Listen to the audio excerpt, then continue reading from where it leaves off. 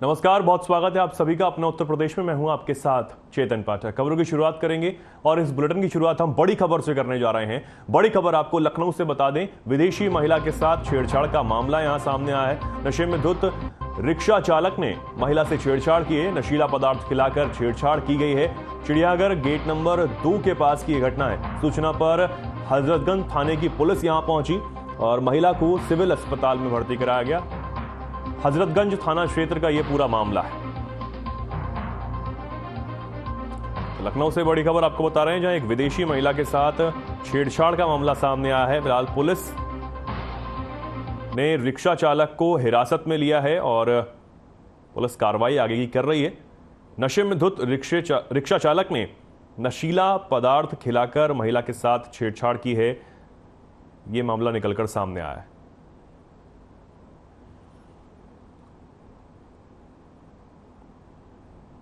अब खबर कानपुर से है, जहां कोहना थाना क्षेत्र के भैरव घाट पंपिंग स्टेशन पर देर रात एक बर्थडे पार्टी में हर्ष फायरिंग की गई। इसमें एक युवक घायल हो गया, जिसका निजी नर्सिंग होम में इलाज जारी है। सूचना मिलते ही नीरज के परिजन उसे घायल अवस्था में निजी नर्सिंग होम लेकर पहुंचे, जहां उसका इलाज चल रहा है। पूरे मामले पर जानकारी देते हुए एसीपी कर्नलगंज मोहम्मद अकमल खान ने बताया कि घटना का सीसीटीवी सामने आया है। कैमरे के आधार पर जांच कर आगे की कार्रवाई की जाएगी। कुछ लोगों को हिरासत में लेकर पूछताछ की जा रही है।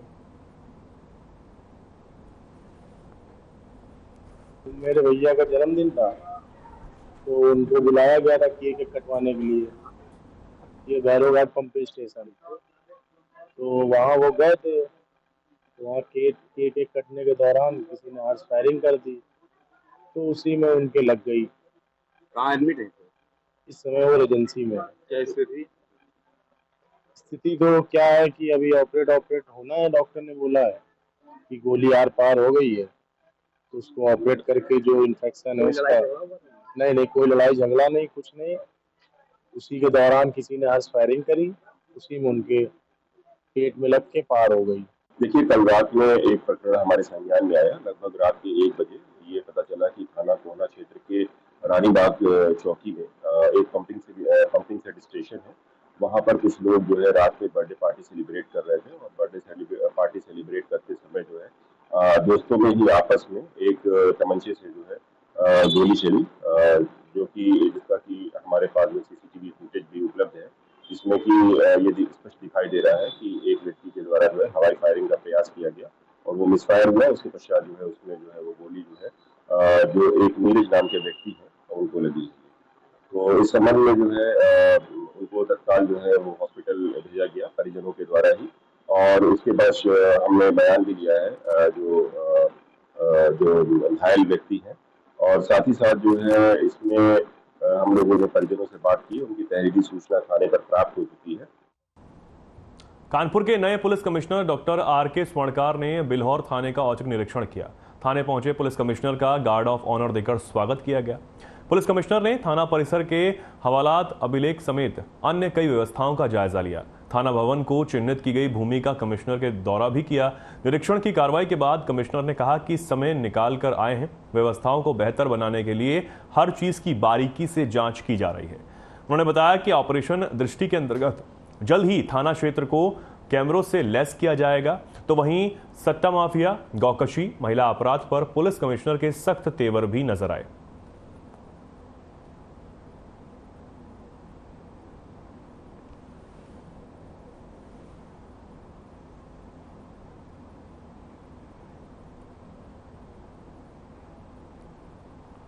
अब खबर कन्नौज से है, जहां जिले के सौरिक कस्बे की एक छात्रा का शव लखनऊ आगरा एक्सप्रेसवे पर पड़ा हुआ मिला था। मृतका के परिजनों ने कुछ मुस्लिम युवकों पर अपहरण कर रेप और हत्या का आरोप लगाया था। परिजनों की तहरीर के आधार पर पुलिस इस मामले में एक आरोपी को अब गिरफ्तार कर चुकी है, जबकि छात्रा के परिजन इसे लव जिहाद और पॉक्सो एक्ट का मामला बताते हुए कुछ और लोगों के नाम पर एफआईआर में दर्ज कराना चाहते हैं। हालांकि पुलिस ने नाम और धाराएं बढ़ाने से इनकार कर दिया। मामले की जानकारी होने पर मृतक छात्रा के परिजनों के साथ विश्व हिंदू परिषद के कार्यकर्ता कलेक्ट्रेट पहुंच गए और नारेबाजी करते हुए न्याय की मांग की।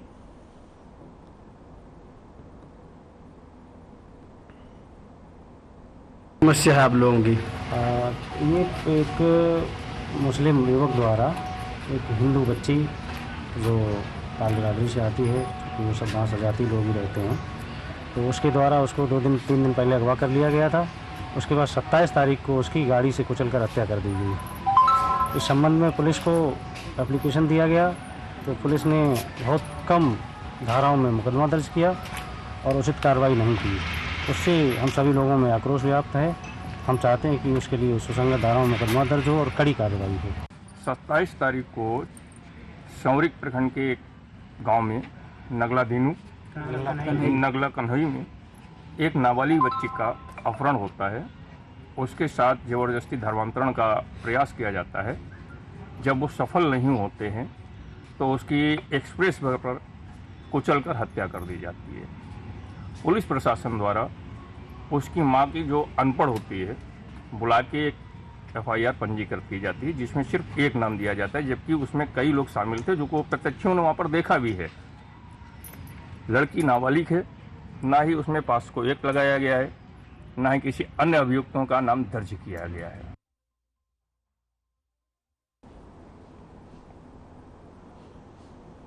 खबर ललितपुर से है, जहां शासन के निर्देशानुसार पहले शनिवार को जनपद की समस्त तहसीलों में संपूर्ण समाधान दिवस का आयोजन किया गया। इस दौरान सभी नोडल अधिकारियों ने तहसीलों में फरियादियों की शिकायतों को गंभीरतापूर्वक सुना और संबंधित विभाग के अधिकारियों को शिकायतों के संबंध में एवं गुणवत्तापूर्ण निस्तारण के निर्देश दिए। उन्होंने कहा कि संपूर्ण समाधान दिवस का मतलब है कि शिकायतकर्ता की सहूलियत के अनुसार समस्या का एक ही स्थान पर तत्काल निस्तारण हो। इसके लिए सभी संबंधित अधिकारी शिकायत का गंभीरतापूर्वक संज्ञान लेकर निस्तारण किया जाए।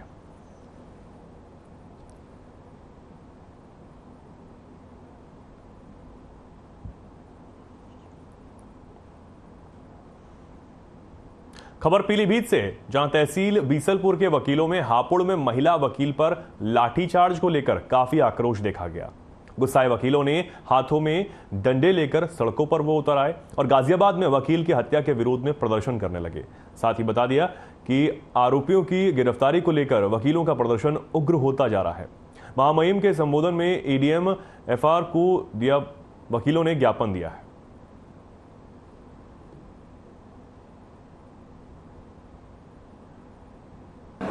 काफ़ी समय से हमने ये देखा है कि अधिवक्ताओं का हनन हो रहा है, उत्पीड़न हो रहा है, उनकी हत्या हो रही है और तरह तरह से उन्हें बेवजह परेशान किया जा रहा है पुलिस प्रशासन। अब जब तक कि पता लगा, अभी तक हमें हापुड़ कांड मिला, हापुड़ कांड में हमारे ऊपर बेवजह लाठीचार्ज किया गया।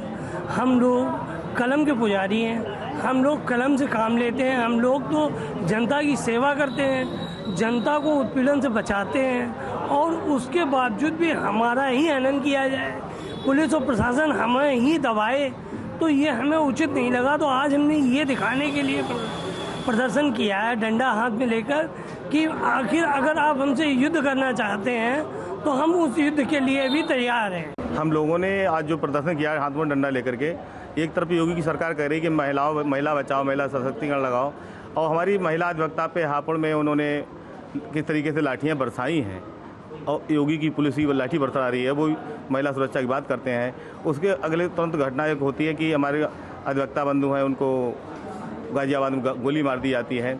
तो किस तरीके की निंदनीय घटना हो रही है। जब अधिवक्ता बंधु हमारे सुरक्षित नहीं होंगे, हम लोग तो वैसे विद्वान लोग हैं, कलम का सहारा लेते हैं, लेकिन मजबूरी में डंडा का सहारा लेना पड़ा और सरकार बिल्कुल नाकाम हो रही है और उनका पुलिस कोई अंकुश नहीं है। इसलिए हम लोगों को डंडा उठाने पड़े हैं कि महिलाओं की सुरक्षा करना हमारे अधिवक्ताओं का भी कर्तव्य बनता है।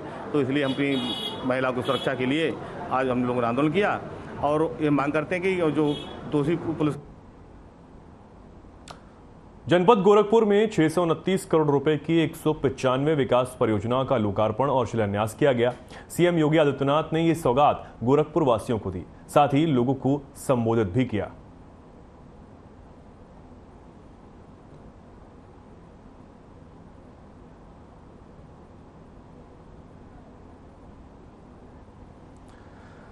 CM योगी आदित्यनाथ ने एक बड़ी सौगात यहां गोरखपुर को दी है।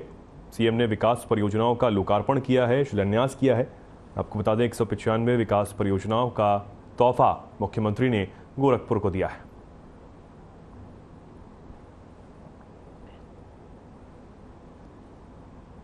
629 करोड़ की लागत से जो परियोजनाएं हैं यहां पर तैयार होने जा रही हैं। ब्रेक के बाद आप सभी का एक बार फिर बहुत स्वागत है। खबरों में आगे बढ़ते हैं। जनपद गोरखपुर में 629 करोड़ रुपए की 195 विकास परियोजनाओं का लोकार्पण और शिलान्यास किया गया। सीएम योगी आदित्यनाथ ने इस सौगात गोरखपुर वासियों को दी है। साथ ही लोगों को इस दौरान सीएम ने संबोधित भी किया।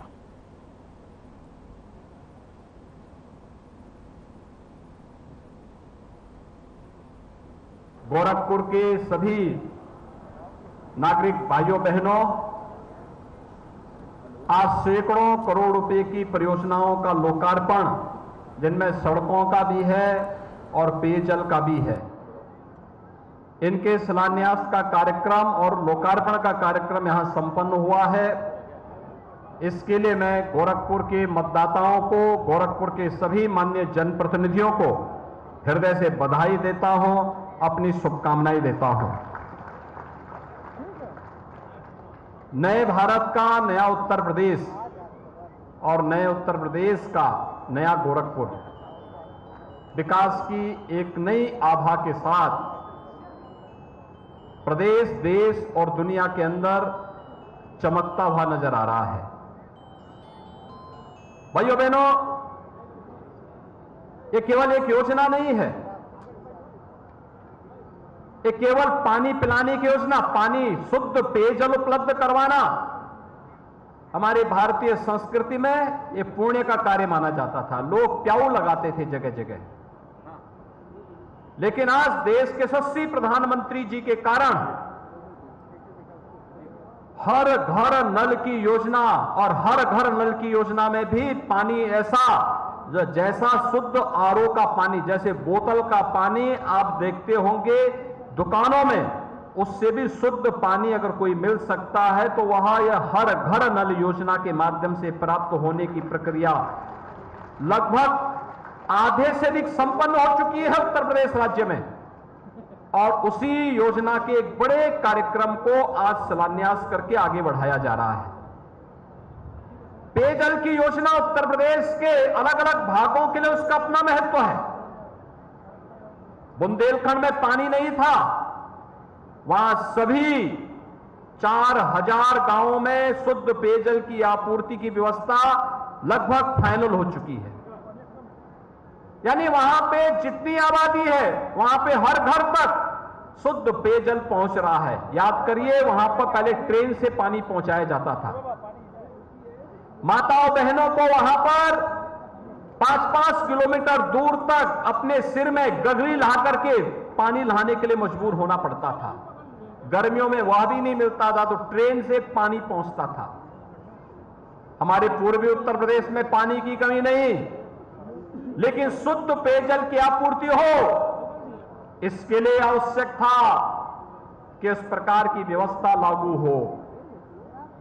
क्योंकि इंसेफ्लाइटिस का एक्यूट इंसेफ्लाइटिस सिंड्रोम यही है कि जो बीमारी है उसके पीछे अशुद्ध जल भी है।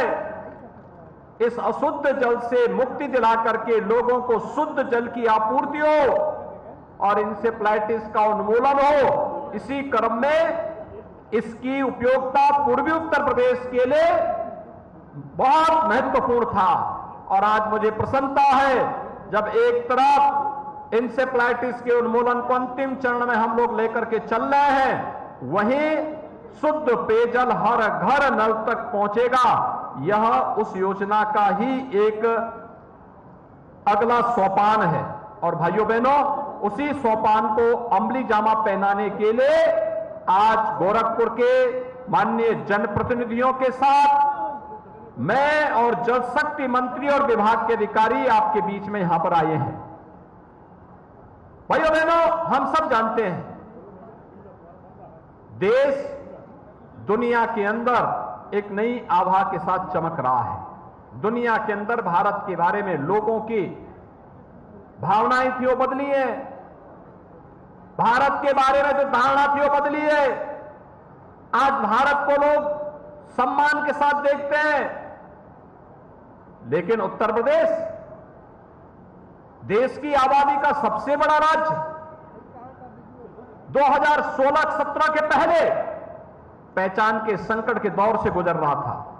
ये पहचान का संकट यहां पर दंगाओं के कारण, भाई भतीजावाद के कारण, परिवारवाद और जातिवाद की राजनीति के कारण, भ्रष्टाचार के कारण, माफियावाद के कारण, इन सब के कारण उत्तर प्रदेश के नौजवानों के सामने, उत्तर प्रदेश के नागरिकों के सामने।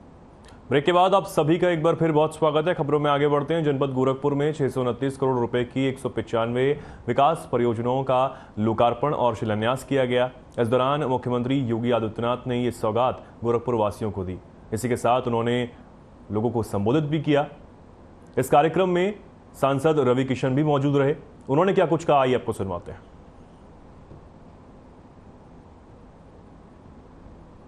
झरझरा के गंगा मैया बहिया, राप्ती माई बही, झरझरा के पानी, कोई कमी नहीं, किसी चीज की कमी नहीं। इस उत्तर प्रदेश में डबल इंजन की सरकार में जब निस्वार्थ सोच और वो संत के बड़ा संत बारण हमरे यशस्वी प्रधानमंत्री मोदी जी निस्वार्थ संत पूरे विश्व में नाम, और हमरे उत्तर प्रदेश के संत बाड़ा हमरे पूज्य महाराज। देखो, ताली बजाओगे ना तो खून पतला होगा, हार्ट अटैक नहीं आएगा। नहीं, ये जान लो, पीछे वाला जितना बजेगा उतना लंबा जिंदा रहबा। ऐसे खून पतला होला। पूछ लिया डॉक्टर से, ताली बजाओ। घाम हम जान रहे हैं, हम भी पसीना में एकदम घमाए हुए हैं। तो पूज्य महाराज जी के सोच आज गोरखपुर एक नजीर पेश करा था समस्त भारत में। आज इन नौकायन नेपेंसी रोड बंबई के फेल कर दिले। आज एजा बोटिंग होता। अब हम 15 अगस्त से 1.5 लाख लोग यहां पर पर्यटक के रूप में आए थे। अगल बगल के जिला से, बिहार से, यहां से, नेपाल से शूटिंग होता, रील्स बनाता, फिल्म का गाना होता, रोजगार होता, या फुल्की बेचे जाता, या 109 नई दुकान महाराज जी बना दिए। जो रेडी पटरी वाले थे अब उनको दुकान मिल गई। यशस्वी प्रधानमंत्री मोदी जी का यही सोच रहे कि विश्वकर्मा योजना से सभी रेडी पटरी वालों को 1 लाख रुपए तक पैसा मिली हो। वही पूज्य महाराज जी आज बताए, रेडी पटरी वाले आज पक्का दुकान लेके यहां पर, जैसे कि लंदन में, पेरिस में दुकान है, वैसी दुकान है। फ्रांस में आप जाओगे तो ऐसी दुकानें आपको मिलेंगी। एग्जैक्टली अभी यहां पर बड़ा सा क्रूज आ रहा है। अब सड़क देख लीजिए। आज मेडिकल कॉलेज उत्तर प्रदेश का 65 को 22 पर काम चला था। आयुष विद्यालय 300 करोड़। बिजली का व्यवस्था देखना, हमारा मकान यह, ये पीछे जब तक का हमारा मकान बा महाराज जी, यह मकान बा हमारा। लाइटिया ना जाला हो, हमके सब कलर ही जनरेटर लगाए के पड़ी। सांसद जी रहा ताड़ा था, रात में ना तो पगला जाइएगा। महादेव की कसम, लाइट नहीं गई 1 मिनट के लिए गई, 1.5 मिनट के लिए। एसी चल रहा है, कोई चिंता नहीं। हर हर महादेव, दोनों हाथ उठा के बोलो हर हर महादेव। जब बाबा वाटन तो कौन चिंता बा? कौन चिंता है तुम लोग को? न सुरक्षा की चिंता, न व्यवस्था, कोई चिंता नहीं। बहन बेटी घूम रही है 2-3 बजे तक। क्लार्क होटल के नीचे एक कॉफी शॉप खुला है, हम उसके मालिक से मिले कल। हम बोले कॉफी शॉप खोले हैं? तो बोले हाँ 24 घंटा, और रात को बहन बेटी लोग भी आके कॉफी पीते रहती है। 24 घंटा कॉफी शॉप क्लार्क होटल के नीचे, क्राउड आ रहा है, पब्लिक बैठी है, कॉफी पी रही है, मस्त है, कोई चिंता नहीं, कोई रंगदार की ताकत नहीं, कोई जमीन कब्जा करने वाले की ताकत नहीं। गीडा चल जा, इंडस्ट्रियल एरिया बा, काल का अखबार देख लो होगा, अरब देश से लोग आ रहे हैं निवेश करने गोरखपुर में। कौन नहीं आना चाहता? कुल 2-4 लोग अभी रेडिसन में बैठल वाला महाराज जी से मिले। कुछ फिल्म के प्रोड्यूसर भी आए हैं, कुछ फाइनेंसर मिलना चाह रहे हैं, रोज के होना कोई हमार कपार नो चला कि महाराज जी से मिलवा दा, वो धंधा पानी करब यार, कुछ फैक्ट्री लगाई, कुछ इंडस्ट्री लगाई, धंधा पानी करब, महाराज जी से एक बार मिला दा। ये व्यवस्था है, क्योंकि वन विंडो क्लियरेंस, जो भी योजना है कुछ भी वन विंडो क्लियरेंस, अधिकारियों को महाराज जी का निर्देश है, तुरंत काम, तुरंत निस्तारण होना चाहिए। यह व्यवस्था होती है तब आज हमारे माननीय विधायक जी सब कह रहे हैं, अखबार में कल आया था कि राजस्थान गए हमारे माननीय विधायक जी, कुछ माननीय विधायक जी मध्य प्रदेश गए, पार्टी लगौले रहे संगठन सबके, वो हर सब जगह गई ना, हमारे माननीय विधायक जी का बोली बाई, सब कहतड़न महाराज जी के हर भेज दा, महाराज जी का नाम ले लो, गोरखपुर का नाम ले लो कि मैं गोरखपुर का सांसद हूं, मैं गोरखपुर का विधायक हूं, मैं गोरखपुर। फिलहाल के लिए खबरों में इतना ही। नमस्कार।